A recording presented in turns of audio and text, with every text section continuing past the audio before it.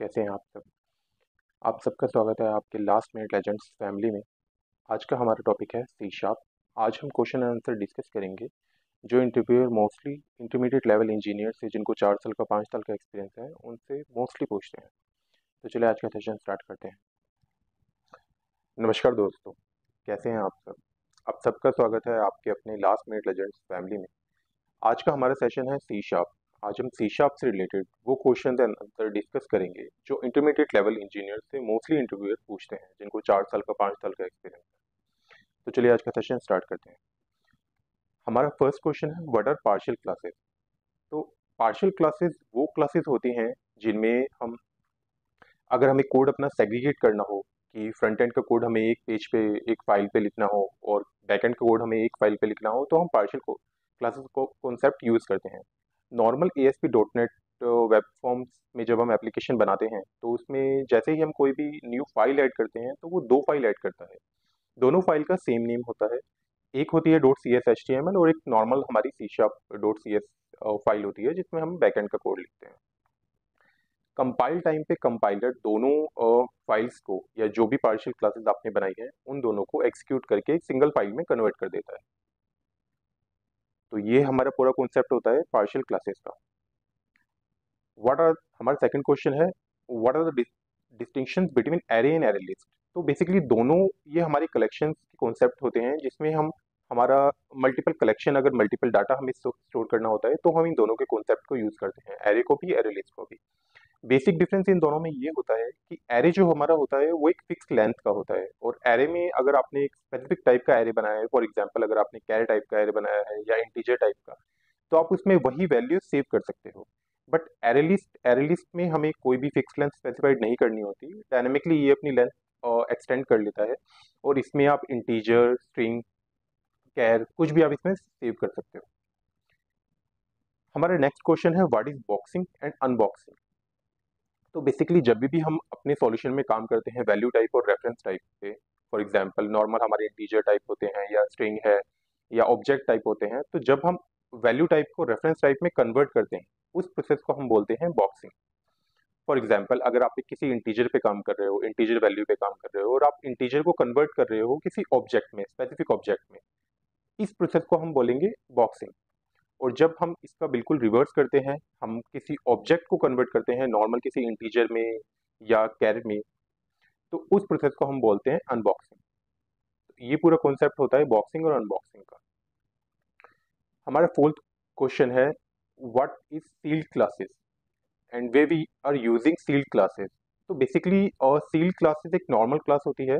इस क्लास के को जब हम क्रिएट करते हैं उस टाइम पे हम सील्ड कीवर्ड इस क्लास में ऐड कर देते हैं। इससे होता क्या है कि इस पर्टिकुलर क्लास को हम आगे कोई भी चाइल्ड क्लास या कोई भी ड्राइव क्लास इस क्लास को इनहेरिट नहीं कर सकती। इस क्लास का हम ऑब्जेक्ट बना सकते हैं।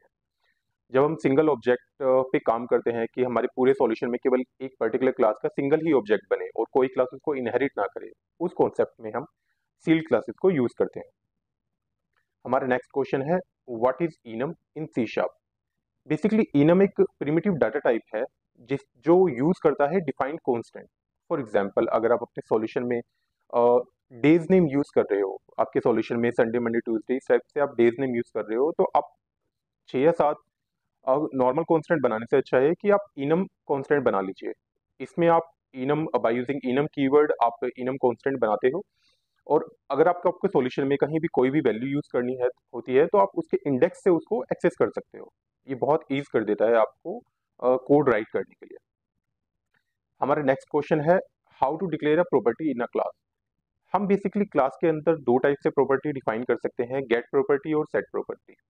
फॉर एग्जाम्पल अगर आपने कोई प्राइवेट अगर आपने कोई अपना वेरिएबल डिक्लेयर किया है अपनी क्लास में, तो आप पब्लिक एक नॉर्मल डाटा टाइप आप क्रिएट कर सकते हो, नॉर्मल एक पब्लिक फंक्शन बना सकते हो जिसमें आप या तो गेट फंक्शन यूज कर सकते हो या सेट फंक्शन यूज कर सकते हो या दोनों फंक्शन यूज कर सकते हो उस स्पेसिफिक प्राइवेट वेरिएबल की वैल्यू को गेट करने के लिए और उसमें कुछ वैल्यू सेट करने के लिए।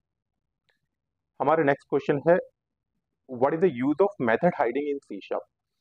बेसिकली मेथड हाइडिंग जो हमारा कॉन्सेप्ट है वो पॉलीमॉर्फिज्म के अंदर हमारा कॉन्सेप्ट आता है जिसमें हमारा पेरेंट क्लास और चाइल्ड क्लास में सेम नेम फंक्शन होते हैं। अगर आप चाहते हो आपके चाइल्ड क्लास के फंक्शन आपका चाइल्ड क्लास के फंक्शन में जो आप चाइल्ड क्लास में जो फंक्शन बना रहे हो, सेम आपका पेरेंट में वो फंक्शन है, बट आप उसको चाइल्ड में एक न्यू फंक्शनैलिटी प्रोवाइड करना चाहते हो। तो आप बाय यूजिंग न्यू कीवर्ड आप चाइल्ड क्लास में वो फंक्शन बना सकते हो और उसको बिल्कुल ही कंप्लीटली न्यू फंक्शनैलिटी प्रोवाइड कर सकते हो। तो इससे होगा क्या कि जब भी आप चाइल्ड क्लास का ऑब्जेक्ट डिक्लेयर करोगे, ऑब्जेक्ट बनाओगे, तो वो इंस्टीट्यूट ऑफ पेरेंट क्लास का फंक्शन वो चाइल्ड क्लास का फंक्शन ही यूज करेगा। तो इस पूरे कॉन्सेप्ट को हम बोलते हैं मेथड हाइडिंग। इसमें हमारे पेरेंट क्लास के फंक्शन को हम कंप्लीटली हाइड कर देते हैं और चाइल्ड क्लास में एक न्यू फंक्शनैलिटी स्पेसिफिक फंक्शन को प्रोवाइड करते हैं। हमारा नेक्स्ट क्वेश्चन है, what is virtual method in C sharp. Basically virtual method भी हमारा पॉलीमॉर्फिज्म के अंदर ही कॉन्सेप्ट आता है। वर्चुअल मेथड में हम क्या करते हैं, हम पेरेंट क्लास में अगर हमें कोई पता है कि एक सेम नेम का हमारा फंक्शन है जो हमारे आगे चाइल्ड क्लास में या ड्राइव क्लास में भी हमें यूज करना है, उसकी बेसिक कुछ फंक्शनैलिटी बेस फंक्शनैलिटी यूज करते हुए कुछ उसको मॉडिफिकेशन और न्यू प्रोवाइड करनी है, तो हम पेरेंट क्लास में जब फंक्शन बनाते हैं, फॉर एग्जांपल हमने एक मेंबर नेम का फंक्शन बनाया, तो हम उसको वर्चुअल कीवर्ड उसके साथ में लगा देते हैं, जिससे हमें स्पेसिफाइड रहता है कि चाइल्ड क्लास जब भी हमारी पेरेंट क्लास को इनहेरिट करेगी, तो बाय यूजिंग ओवरराइड कीवर्ड वो इस स्पेसिफिक फंक्शन को यूज कर सकती है। इसको कुछ बेस फंक्शनैलिटी के अलावा कुछ और न्यू फंक्शनैलिटी भी प्रोवाइड कर सकते हैं। हमारे नेक्स्ट क्वेश्चन है, what is the constructor chaining in C sharp. तो बेसिकली हमारी क्लास में अगर आपने काफ़ी सारे कंस्ट्रक्टर बनाए हैं, कुछ डिफ़ॉल्ट कंस्ट्रक्टर हैं और कुछ पैरामीटराइज कंस्ट्रक्टर हैं, तो अब सब कंस्ट्रक्टर के अंदर हम क्या करते हैं, एक कंस्ट्रक्टर में ही अपने बाकी सारे कंस्ट्रक्टर को कॉल करा लेते हैं। इससे हमारी कंस्ट्रक्टर की एक चेन बन जाती है। फॉर एग्जाम्पल अगर आपने नॉर्मल आपका डिफ़ॉल्ट कंस्ट्रक्टर है, उस डिफ़ॉल्ट कंस्ट्रक्टर में बाय यूजिंग दिस कीवर्ड आप कुछ भी वैल्यू पास कर सकते हो जो डायरेक्टली आपके उस क्लास के पैरामीटराइज कंस्ट्रक्टर को कॉल कर लेगा। इस प्रोसेस को बोलते हैं कंस्ट्रक्टर चेनिंग। हमारा नेक्स्ट क्वेश्चन है, difference between is and as operator. Basically ये दोनों ऑपरेटर हम हमारे सॉल्यूशंस में यूज करते हैं।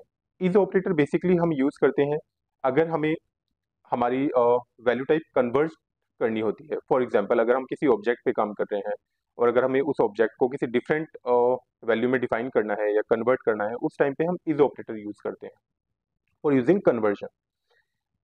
एज ऑपरेटर हम यूज करते हैं चेक करने के लिए कि हमारा एक स्पेसिफिक अगर ऑब्जेक्ट है तो वो किस क्लास टाइप का है या किस टाइप का है वो ऑब्जेक्ट, और ये एज ऑपरेटर हमारा बूल वैल्यू रिटर्न करता है, एदर ट्रू और फॉल्स।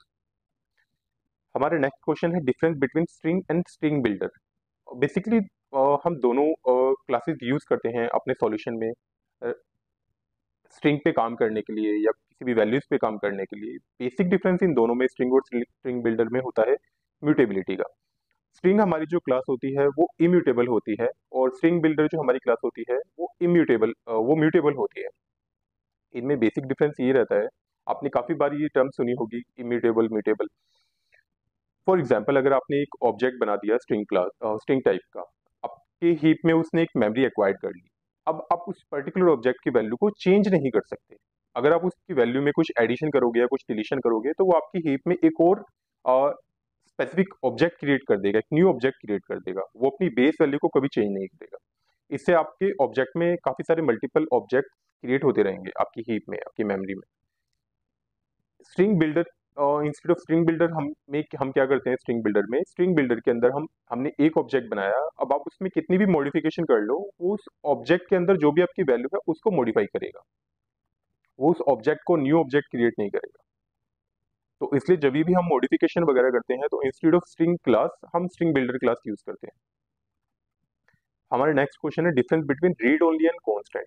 और बेसिकली कॉन्स्टेंट हम वो वैल्यूज कॉन्स्टेंट में स्पेसिफाइड करते हैं और जो आपके टर्म में आपको पता होती है कि फॉर एग्जांपल पाई की वैल्यू, जैसे पाई की वैल्यू 3.14 है, आपको स्पेसिफाइड है कि ये वैल्यू आपके प्रोग्राम में इन फ्यूचर कभी भी चेंज नहीं होगी।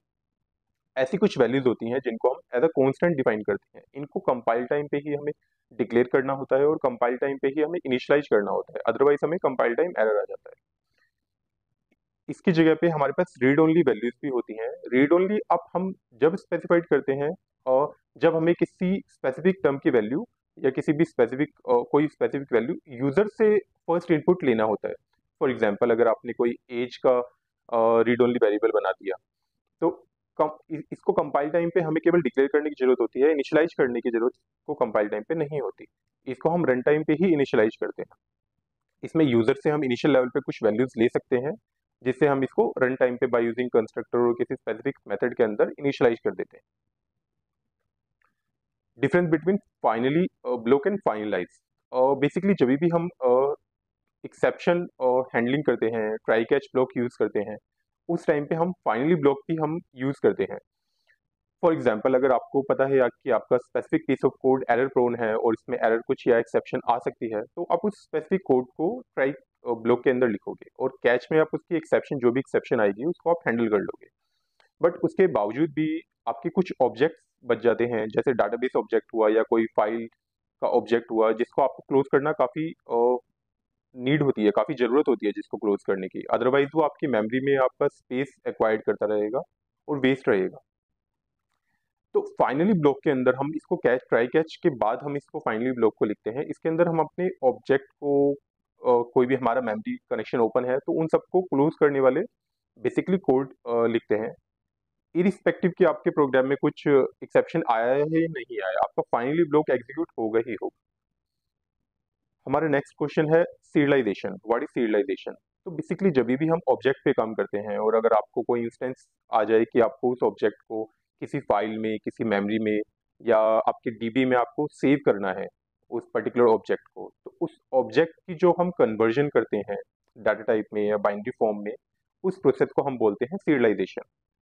सिमिलर वाइज अगर आपकी कुछ वैल्यूज है, कोई आपका अगर ऑब्जेक्ट है जो आपका डीबी में है या किसी आपके डाटाबेस में है या मेमोरी में है या किसी फाइल्स में है, उसको आपको कन्वर्ट करना है अपने सॉल्यूशन में यूज करने के लिए ऑब्जेक्ट की फॉर्म में, that process is known as deserialization. हमारा नेक्स्ट क्वेश्चन है बेनिफिट ऑफ यूजिंग स्टेटमेंट। तो बेसिकली अगर आप कोई भी पीस ऑफ कोड लिखते हो बाय यूजिंग स्टेटमेंट, इस स्टेटमेंट के अंदर, तो वो क्या करता है, आपका ऑब्जेक्ट या आपकी उस पर्टिकुलर स्टेटमेंट का जब भी काम पूरा हो जाता है, जैसे ही उसका कोड का एग्जीक्यूशन हो जाता है, उसके बाद जो भी ऑब्जेक्ट आपका होता है ये ऑटोमेटिकली उसको फ्री अप कर देता है। इसमें आपको एडिशनल कुछ कोड राइट डाउन करने की जरूरत नहीं होती, जिसमें आप अपने ऑब्जेक्ट की मेमोरी फ्री करो। यूजिंग स्टेटमेंट इसीलिए ही यूज करते हैं कि ऑटोमेटिकली ये मेमोरी फ्री अप कर देता है आपके अनमैनेज्ड कोड की। तो ये था हमारा आज का सेशन। ऐसे ही हमारे साथ जुड़े रहिए और अगर आपको हमारी वीडियोस अच्छे लगे तो इसको लाइक कीजिए, शेयर कीजिए और अपने फ्रेंड्स के साथ में शेयर कीजिए। थैंक यू सो मच दोस्तों।